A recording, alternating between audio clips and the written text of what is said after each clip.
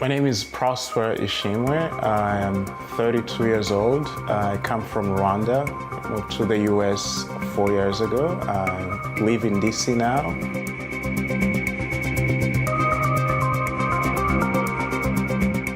One of the things that I'm actually working on right now is a book. I'm writing a memoir about growing up in Rwanda before the genocide, living through the genocide as an 8-year-old boy, and coming of age in post-genocide Rwanda. I just finished the manuscript and I'm looking for editors and publishers.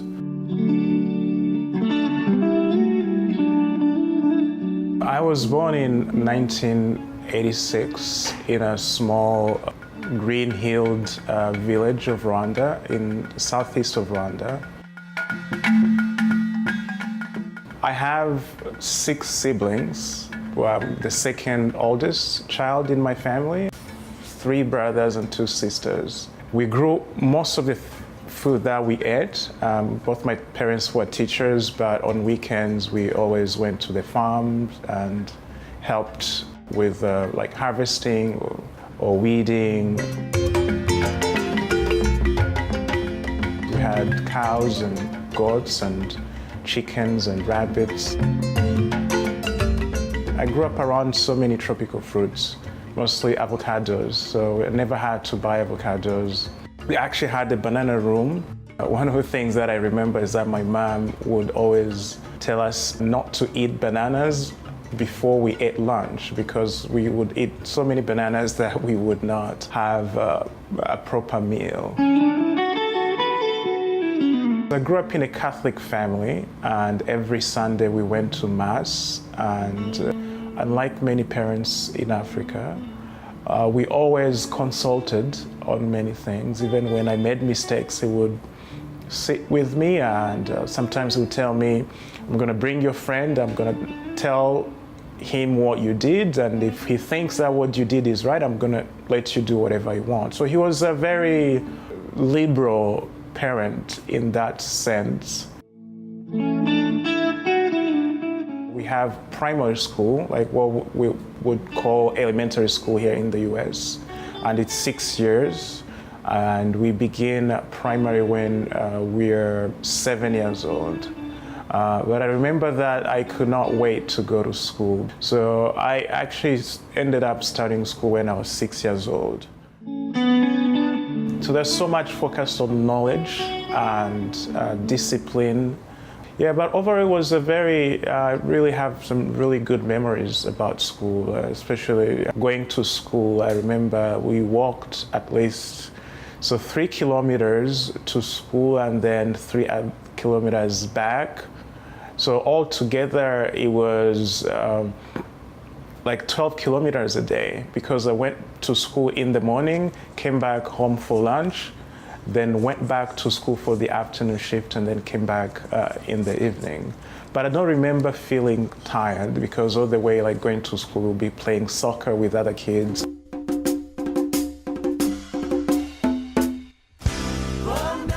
Before 1994, life was normal. I grew up with a very loving, supporting family, and I pretty much had everything that I wanted. Didn't feel that I had any problems with my neighbors. I didn't know actually what my identity was in terms of like ethnic identity. A little bit before 1994, that's when things started to be dangerous. The first sign that I saw that things were starting to change, that there was insecurity that was breeding in the country, was I saw this child. He was a young boy, must be in my age at that time, probably 7 years old, and he was wandering in my neighborhood, and my mom adopted him, and he had fled the war in the northern part of the country. And I used to hear that on the news, but he had never come home. So that child had all kinds of stories about how hard life was in a camp of internally displaced people.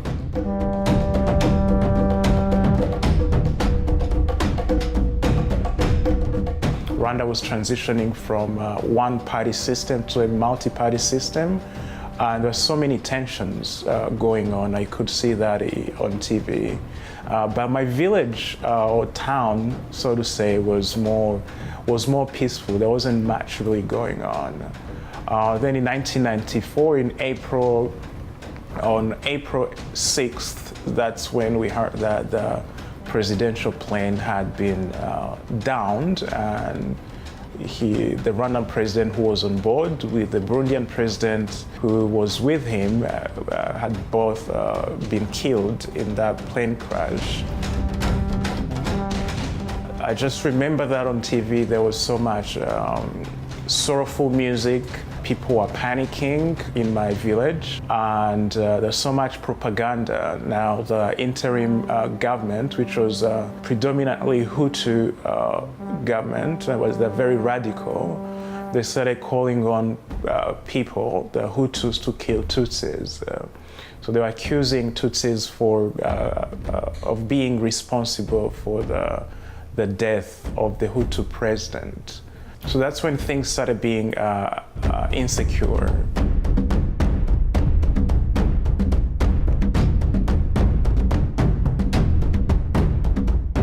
We ended up having to leave our house because the fighting was very close to our home, and I remember my mom telling us to layer up, or put on any piece of cloth that we could have, because we did not have a car and we actually didn't know what direction we're fleeing. So we tried to run as far away from the direction of the gunfire as we could.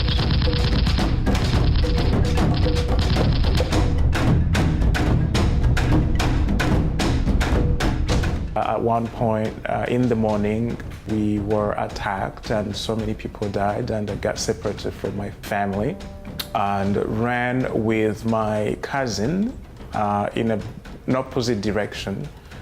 And my older sister and one of my younger brothers ran in that direction, and my younger sister ran in a different direction. And my dad and my mom, with my youngest brother at that time, also ran in a different direction. I ended up with my grandfather, who was also killed when I was with him. So for 2 years, I did not know where my father and mother was, and later found out that they were in a refugee camp. So it wasn't until 1996, when the refugees were returning from Congo, that we got reunited with my father. But this time without my mother, who also got separated from my father when the place where they were sitting to rest in a Congolese rainforest, it was attacked, and people ran in different directions. So we actually don't know how our mother died with my youngest sister, who was born in a refugee camp. So for the longest time, we waited for my mother, and at some point we had to have some form of closure and just like tell ourselves that she had passed.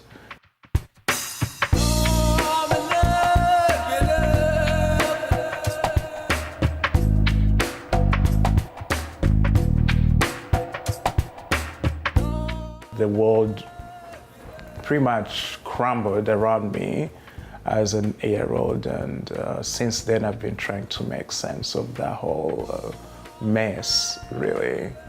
And in general, that's the story of my generation in Rwanda.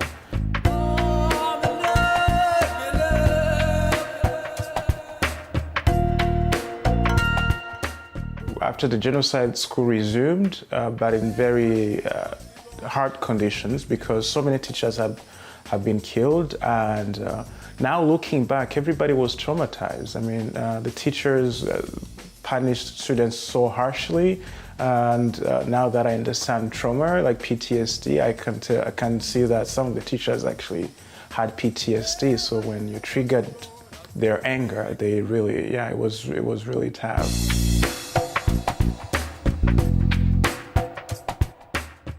And there were landmines everywhere. So I remember my colleagues at school like stepping on landmines and just like exploding or like losing limbs. And at that time, so many people had died and they were trying to bury them decently. So there were all kinds of things going on. But we were in survival mode. I mean, most of people who had survived were just happy that they had survived. But of course, at some point, we started to realize that we had lost so much and what people were dealing with that.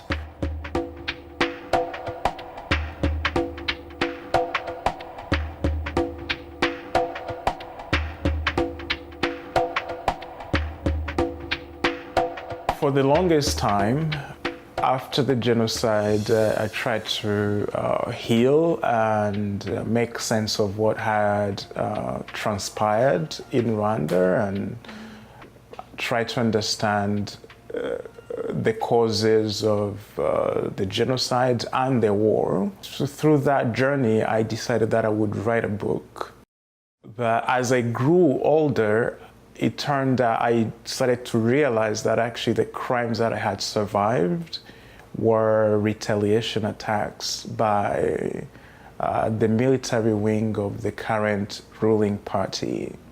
I started to realize that it was getting more and more dangerous for me to stay in Rwanda and be vocal about those crimes and write my book and be able to heal.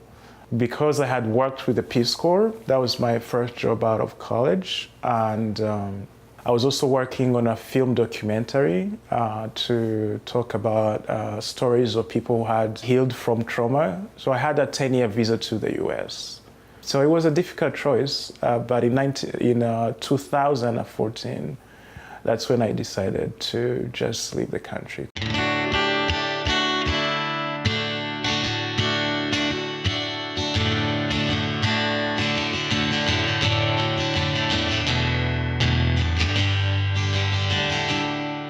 About like 2 months before I came to the US. A friend of mine who knew my spiritual path, because she knew that I was searching, she invited me to a Baha'i devotional. That's how she described it. She was like, "You're gonna like it. It sounds so much like things that we've been talking about." So for some reason, that meeting never happened. She canceled after that. And so I told myself that I would not hear about the Baha'i faith. Then when I came to the US, I landed in Maine, and my host's brother and sister were friends with a Baha'i couple. So they organized Friday youth gatherings, and I was very attracted to that because I was looking for answers. So I talked about spirituality a lot and philosophy. And of course, because of my background and what I had been through, I had grappled with these existential questions for the longest time, and I had not found answers either in my culture or in my religion. And some things like death, no one wanted to talk about death or the afterlife.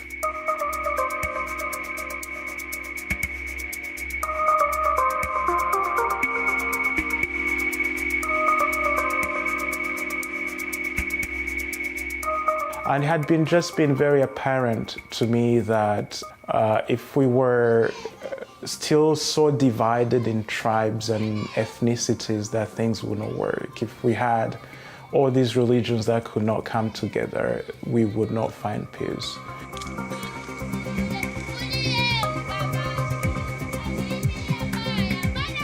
So we go to this Friday youth gathering, and we would always come up with a topic. Like, what is God? Who's God? All those things. Free will. What is free will? What is predestination? And because I went to a Catholic school and had studied philosophy and a little bit of theology, I was very conversant with those questions. So then at some point, Brett kept sharing about the Baha'i faith. I was like, yeah, but I believe in all these things that you're saying, and it is true.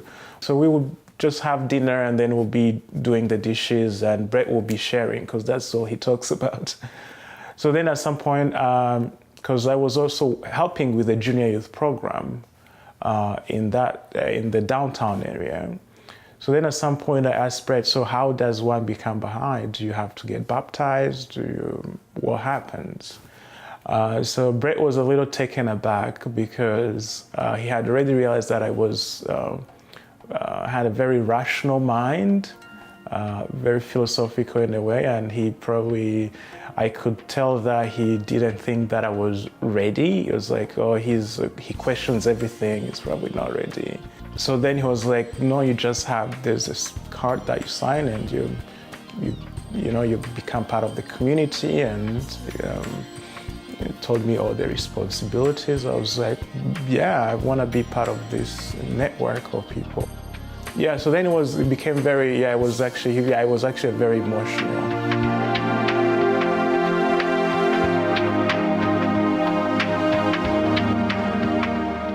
Then I started reading from that. I remember the very first book that I read was some answered questions, because I was trying to, there's all these answers, especially about Christianity. So then from then I continued to learn about the faith. But yeah, I had no doubt that Baha'u'llah was the manifestation for today, and that his revelation was a remedy for the ills of today.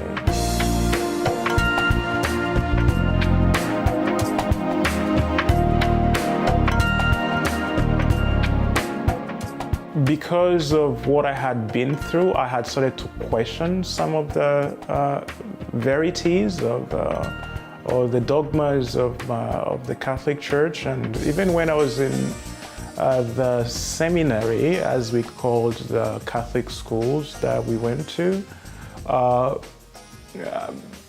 questioned so many things. I studied the history of Christianity, and I studied the heresies. I studied the persecution of the Christians. And the more I learned about the world and other religions, the more apparent it became to me that we needed something more, because I was looking for solutions. I believe that religion should be a solution to the problem that we have as humanity. And I could not find those solutions in the religions that I interacted with. There were some solutions in the religions that I knew around me, but I knew that we needed something more. It was very clear to me.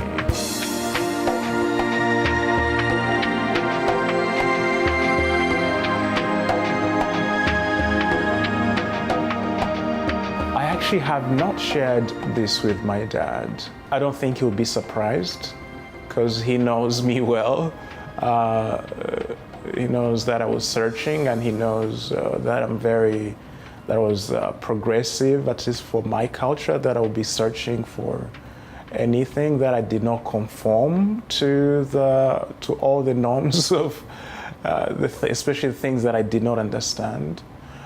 So I've kind of like waited for the question to come up. But I think it's about time I tell him, because he could have been searching too, or even my siblings, they could be searching. And if I don't share this with them, they might not hear about it. So now I feel a responsibility to share, because I know how precious it is.